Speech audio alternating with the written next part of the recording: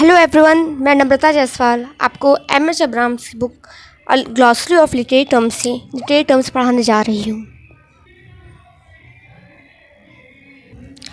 अब मैं आप लोगों को एस्थेटिक आइडियोलॉजी पढ़ाने जा रही हूँ। एस्थेटिक आइडियोलॉजी एक टर्म है। एस्थेटिक मतलब होता है सौंदर्य, आइडियोलॉजी मतलब होता है विचारधारा, ऐसी विचारधारा जो सौंदर्य से संबंधित है।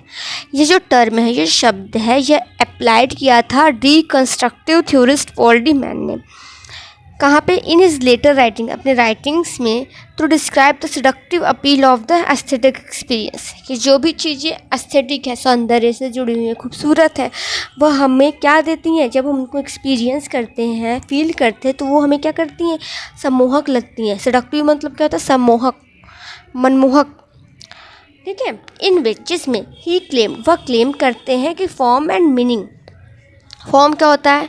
लिटरेचर की जैसे फॉर्म है, स्ट्रक्चर्ड है, जेनर है, जेनर में ट्रेजेडी है, कॉमेडी है, नॉवेल है, शॉर्ट स्टोरी है। अब पोइट्री की बात करें तो उसमें कौन सी फॉर्म है? स्टेंजा फॉर्म में। अगर हम बात करें तो बैलेड है, सोनेट है, एपिक है। तो ये क्या हो गया? फॉर्म हो गया। मीनिंग क्या होता है? किसी भी चीज़ का अर्थ निकालना मीनिंग होता है। तो फॉर्म एंड मीनिंग में अंतर होता है। ठीक है। परसेप्शन एंड अंडरस्टैंडिंग क्या होता है? परसेप्शन, जो भी चीज़ हम क्या करते हैं, नॉलेजेबल रहता है, जैसे पॉइंट ऑफ व्यू हो गया, कैरेक्टर्स के थॉट्स हो गए, कैरेक्टर्स के को दूसरे के बारे में समझना हो गया, नरेटर जैसा अंडरस्टैंड कर रहा है किसी चीज़ को, रीडर जो अंडरस्टैंड कर रहा है, ये होता है परसेप्शन। कि आपका इस पर्टिकुलर वर्क के लिए, इस पर्टिकुलर स्टैंजा या शेक्सपियर के एक पर्टिकुलर पोइट्री के लिए क्या, पोएम के लिए क्या आपका परसेप्शन है। ठीक है। या होल रीडर का क्या परसेप्शन है। अंडरस्टैंडिंग क्या होता है? पर्टिकुलर चीज़ों को जो भी हम समझते हैं वो अंडरस्टैंडिंग होता है। ठीक है। इसमें नरेटर का या फिर पॉइंट ऑफ व्यू का उतना इंपॉर्टेंस नहीं होता है। वो सब अगर बात आ गया पॉइंट ऑफ व्यू में, नरेटर के व्यू आ गए, कैरेक्टर्स के व्यू आ गए, रीडर्स के व्यू आ गए, तो वो परसेप्शन हो जाएगा। और सिंपली हमारी जब अंडरस्टैंडिंग की बात आएगी तो वो अंडरस्टैंडिंग होगा। And cognition and desire, cognition क्या होता है? एक मेंटल प्रोसेस होता है जिससे कि हम नॉलेज को क्या करते हैं? गेन करते हैं। डिज़ायर क्या होता है? एक पर्टिकुलर चीज़ को पाने की इच्छा जो कहते हैं, तो डिज़ायर कहते हैं। तो इसमें कह रहे हैं पॉल डी मैन की जो फॉर्म एंड मीनिंग है, परसेप्शन एंड अंडरस्टैंडिंग है, cognition and desire are misreadingly and sometimes dangerously conflicted. ये क्या होते हैं? मिल जाते हैं, सम्मिश्रित हो जाते हैं, कंबाइन हो जाते हैं। कंफ्लिक्टेड मतलब कंबाइन होना। तो इसमें डिफ्रेंशिएट नहीं कर पाते कि क्या फॉर्म है, क्या मीनिंग है, क्या परसेप्शन है, क्या अंडरस्टैंडिंग है, क्या कॉग्निशन है, क्या डिज़ायर है। अब इसके बाद यहाँ कह रहे हैं de Man traces the aesthetic ideology. कहाँ से एस्थेटिक आइडियोलॉजी का पता लगाया है डी मैन ने? फ्रेडरिक शिलर के एक वर्क बुक था, letters on the aesthetic education of man, 1795 में, which describe a process. Friedrich Schiller की जो बुक है, इसमें एक प्रोसेस के बारे में बताया गया है, किसकी? एजुकेशन की एक प्रोसेस। जब हम कोई भी चीज़ का एजुकेशन लेते हैं तो हमारे अंदर क्या क्रिएट करेगा? एस्थेटिक स्टेट क्रिएट करते हैं। क्या क्रिएट करेगा? एस्थेटिक स्टेट किएगा, प्रोड्यूस एन एस्थेटिक स्टेट। तो जब ये डिफरेंस देते हैं फ्रेडरिक शिलर, तो इससे इंस्पायर होकर Paul de man aesthetic ideology का कंसेप्ट डिसाइड करते हैं। अ कंसेप्ट, एक ऐसा कंसेप्ट है that D man argue, D man क्या आर्ग्यू करते हैं और एंटिसिपेट, और इसमें वो जोड़ देते हैं जोसेफ गॉबेल्स के कंसेप्ट को। एस्थेटिक आइडियोलॉजी का कंसेप्ट फ्रेडरिक शिलर से लिया है और उसमें ऐड कर दिया, एंटिसिपेट कर दिया है किसके कंसेप्ट को? गॉबेल्स के कंसेप्ट को। गॉबेल्स का कंसेप्ट क्या था? The plastic art.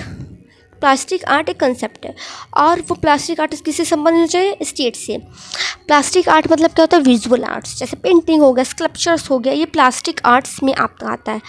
अब गॉबेल्स का जो व्यू था, प्लास्टिक आर्ट ऑफ स्टेट था, वो क्या होता है कि प्लास्टिक आर्ट जो होता है, जो भी आप विजुअलाइज करिए, पेंटिंग बनाइए, स्कल्पचर बनाइए, वो इस तरह से बनाइए कि वो स्टेट को क्या करे? फ़ायदा करे, मतलब पॉलिटिक्स को क्या करे? उस देश की पॉलिटिक्स को डेवलप्ड करे। तो यहाँ पे जोसेफ गॉबेल्स का व्यू था। जोसेफ गॉबेल्स तो एक नाजी मिनिस्टर है। तो ये स्टेट के बारे में बताते हैं कि plastic art can improve the status of state. इसके बाद अब आगे कह रहे हैं in de Man's view, de Man के व्यू के अनुसार द कंसेप्ट ऑफ एस्थेटिक, जो एस्थेटिक का कॉन्सेप्ट है वह ऑर्गेनिस्ट अप्रोच है, मतलब ह्यूमन का जो अप्रोच है एस्थेटिक का वह केवल आर्ट में ही नहीं होता but to politics and culture as well, बल्कि वह पॉलिटिक्स से और कल्चर से भी जुड़ा हुआ है कि हर एक चीज़ में आपका क्या है एस्थेटिक है, वो पॉलिटिक्स हो या कल्चर हो। द एक्सपीरियंस ऑफ लिटरेचर, जो भी हम लिटरेचर में अनुभव करते हैं, ही आर्ग्यूड, वह कहते हैं कि जो भी अगर हम कोई चीज़ लगातार एक्सपीरियंस करते जाते हैं लिटरेचर में तो वह क्या करता है, minimises the temptation of aesthetic ideology to confuse sensory experience with understanding, since literature represent the world in such a way that neither meaning nor sense experience is directly परसिटिएबल।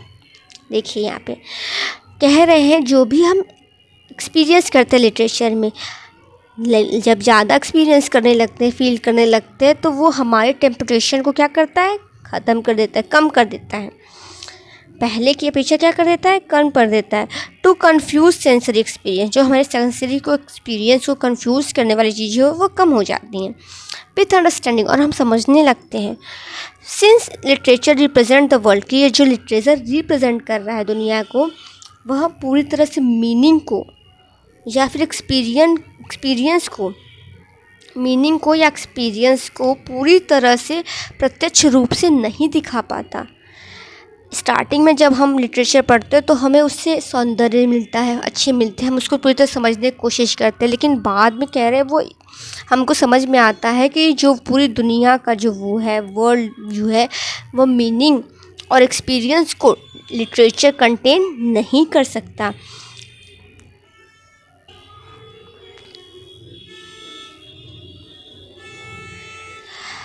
अब इसके बाद कह रहे हैं in the ideology of aesthetic 1919 में book आई थी Marxist theorist टेरी इंगल्टन की, provide करते हैं both history and critic of the aesthetic. यह एस्थेटिक के इतिहास के बारे में और इसकी क्रिटिक भी है, कौन, टेरी इंगल्टन। अब इनका क्या व्यू है एस्थेटिक्स को लेके, नोटिंग द मेनी आइडियोलॉजिकल परवर्जन्स, की जो भी आइडियोलॉजी होती है एस्थेटिक को लेकर वो क्या करता है, परवर्जन्स, दोष निकालता है, डिस्टॉर्शन मतलब तोड़ मरोड़ कर देता है, किसको, in the history of the concept, उस कंसेप्ट को लेकर के। But in contrast to de Man, लेकिन अगर कंट्रास्ट करते हैं इस डीमन से आल्सो आइडेंटिफाई, और क्या आइडेंटिफाई करता है, the emancipatory potential in the concept, कि किसी भी कंसेप्ट के अंदर क्या होता है, इमेंसिपेटरी होता है, स्वतंत्र करने की क्या होती है, पोटेंशियल होती है। When we read, when we feel the literature that can have a power to free us for some time, जब भी हम सॉन्ग सुनते हैं, पोइट्री पढ़ते हैं, नॉवेल पढ़ते हैं, we go in the depth of that work, हम उसमें डेप्थ में जाते हैं और कुछ समय के लिए हम क्या करते हैं, फील महसूस करते हैं, फ्री महसूस करते हैं। दैट हैड इंगल्टन पॉइंटेड आउट, और यही इंगल्टन क्या करते हैं, पॉइंटेड आउट करते हैं।